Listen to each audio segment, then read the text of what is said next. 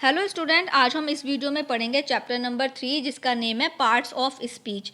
हम last 2 chapter complete कर चुके हैं। लिंक आपको डिस्क्रिप्शन बॉक्स में मिल जाएगा, आप चेक कर लीजिएगा।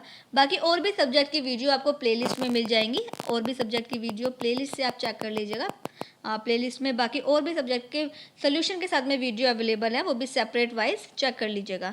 चैप्टर नंबर 3 का नेम है पार्ट्स ऑफ द स्पीच। सबसे पहले हम चैप्टर को पढ़ेंगे और उसके बाद इसका बुक वर्क कंप्लीट करेंगे। तो बच्चों पहले इस चैप्टर समझ लेते हैं। The English alphabet consist of 26 letter. English alphabet जो है, इंग्लिश अल्फ़ाबेट में यानी ए से लेकर जेड तक 26 लेटर होते हैं। A group of letter makes a word. और बहुत सारे लेटर्स मिलके क्या बनाते हैं, वर्ड बनाते हैं। और बहुत सारे वर्ड्स मिलके क्या बनाते हैं, सेंटेंस बनाते हैं। A language is made up of word and sentence. और इसी भाषा को, ये जो भाषा बनी हुई है, ये बहुत सारे वर्ड्स से मिलकर बनी हुई है। जैसे अभी भी मैं आपको बोल रही हूँ तो बहुत सारे वर्ड्स बोल रही हूँ, सेंटेंस में बोल रही हूँ। Almost all words are divide into 8 kinds called the parts of speech. और जो जितने भी वर्ड्स हैं वो 8 पार्ट में डिवाइड किए गए हैं, जिसको पार्ट्स ऑफ स्पीच कहते हैं। According to their use in a sentence, sentence के अकॉर्डिंग। जैसे पार्ट्स ऑफ स्पीच में क्या होता है, नाउन होते हैं, प्रोनाउन होते हैं, एडजेक्टिव होती है, वर्ब होते हैं, एडवर्ब होते हैं, प्रपोजिशन होती है, कंजक्शन होते हैं और इंटरजेक्शन होते हैं। यानी अगर प्रॉपर एक सेंटेंस होता है तो उसमें ये सारी चीज़ें होती हैं। तो इन्हें क्या कहते हैं, इन्हें पार्ट्स ऑफ स्पीच कहते हैं। सबसे पहले पढ़ेंगे नाउन को। A noun is a naming word. जो नाउन है, नाम वाले जो शब्द हैं उसको नाउन कहते हैं। जैसे कि नाम वाले शब्द क्या है, काऊ, डॉल, एप्पल, कानपुर, ये सब क्या है, ये सब नाउन है। एक एनिमल का नेम है, चीज़ का नेम है, और किसी जगह का नेम है, या फिर किसी मनुष्य का नेम है, किसी व्यक्ति का नेम है, तो वो क्या है, वो नाउन है। Pronoun. A pronoun is word use to place of a noun. Pronoun क्या है, प्रोनाउन नाउन की जगह पर यूज़ किए जाते हैं। कैसे यूज़ किए जाते हैं, जैसे किसी चीज़ की बात हो रही है तो इट आ गया, लड़के की बात हो रही है तो ही आ गया, लड़की की बात हो रही है तो शी आ गया, बहुत सारे लोग हैं तो दे आ गया, हमारी बहुत सारे लोगों की बात हो रही है तो वी आ गया। तो नाउन की जगह पर जो यूज़ किए जाते हैं, उन नाउन की जगह पर प्रोनाउन को यूज़ किया जाता है, उसे प्रोनाउन कहते हैं। जैसे ही, शी, इट, दे। 3 पर देखिए adjective. An adjective is a word that describe noun और प्रोनाउन। अब एडजेक्टिव किसे कहते हैं, एडजेक्टिव वो शब्द है जो नाउन और प्रोनाउन के बारे में बताता है। यानी अगर किसी चीज़ के बारे में बात हो रही है तो एडजेक्टिव बताएगा कि वो चीज़ कैसी है। जैसे मान लीजिए टेबल है, अब एडजेक्टिव क्या काम करेगा, टेबल के बारे में बताएगा कि टेबल कैसी है, टेबल लकड़ी की है, लंबी है, छोटी है, बड़ी है, सुंदर है। तो एडजेक्टिव क्या काम करते हैं, वो नाउन के या प्रोनाउन के बारे में बताते हैं। 4 वाला देखिए verb. A verb is use to show an action और द स्टेट ऑफ बीइंग। तो जो वर्ब होती है वो काम के बारे में बताती है कि जो उस सेंटेंस में काम हो रहा है, उसके वर्ब उसके बारे में बताती है। अगर किसी लड़के की बात हो रही है तो वो लड़का क्या कर रहा है, लिख रहा है, पढ़ रहा है, खेल रहा है, कूद रहा है। तो जो वर्ब होती है वो एक्शंस बताती है। जैसे कि एग्जाम्पल प्ले, बार्क, ईट, गो एटसेट्रा। 5 पर देखिए एडवर्ब। अब एडवर्ब का क्या काम है, an adverb is the word that adds to the meaning of the verb to tell how an action is done. For example loudly, fast, high, slowly. अब adverb का क्या काम है, एडवर्ब जो होती है वो वर्ब की विशेषता बताती है।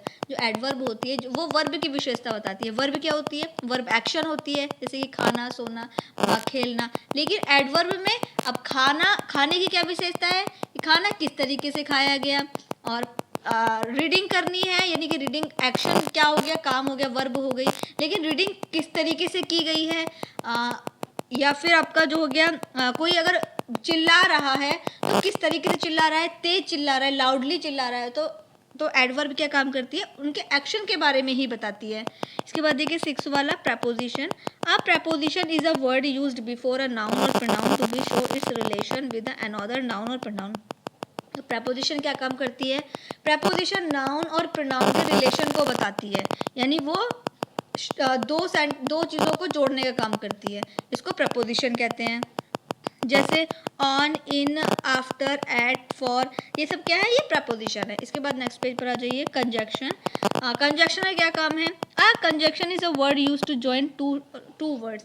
जो कंजक्शन होते हैं, कंजक्शन दो शब्दों को जोड़ने के काम आती है, दो सेंटेंसों को जोड़ने के काम आती है, उसे कंजक्शन कहते हैं। जैसे बट, सिंस, इफ, सो, दो सेंटेंस हैं लेकिन वो एक ही सेंटेंस में जोड़ने हैं तो बट का यूज़ करेंगे, यानी कंजक्शन का यूज़ करेंगे।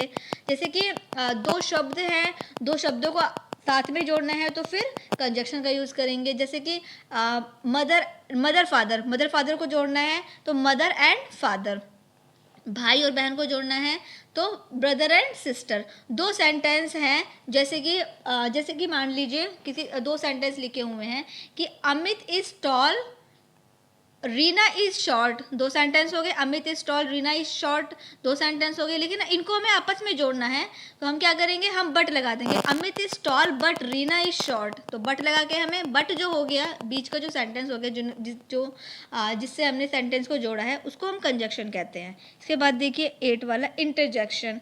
N interjection is the word which express some sudden feeling और हर्ट।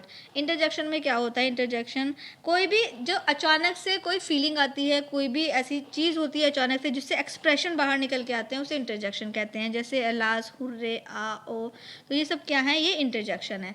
और इसी के साथ में हो गए हमारे parts of speech complete. I hope आपको समझ में आ गए होंगे। अब हम इसका बुक वर्क फिल करेंगे। फर्स्ट वाला देखिए, match the column, draw lines from the part of the speech, it's example. Parts of speech एक तरफ लिखे हुए हैं लेकिन उनके एग्जाम्पल सामने लिखे हुए हैं। हमें क्या करना है, हमें सही मैच करना है। तो मैंने यहाँ पर नंबर डाल दिए हैं, आप मैच कर लीजिएगा। इसके बाद देखिए 2 वाला, right the definition of the following with example. हमें क्या करना है, हमें देखिए यहाँ पर डेफिनेशन लिखनी है और वो भी एग्जाम्पल के साथ। एग्जाम्पल भी नोट करने हैं तो डेफिनेशन भी आप लिख लीजिएगा और एग्जाम्पल भी लिख लीजिएगा। मैंने यहाँ पर नोट कर दिया और इसी के साथ में हमारा चैप्टर नंबर 3 कंप्लीट हो गया है। आई होप आपको समझ में आ गया होगा बच्चों। नेक्स्ट वीडियो में हम नेक्स्ट चैप्टर पढ़ेंगे और हम यहाँ पर 3 चैप्टर तक कंप्लीट कर चुके हैं। आई होप आपको 1 बाय 1 सभी चैप्टर अच्छे से समझ में आ गए होंगे। तो वीडियो को एक जल्दी से लाइक कर दीजिएगा और वीडियो को और बच्चों को भी शेयर कर दीजिएगा।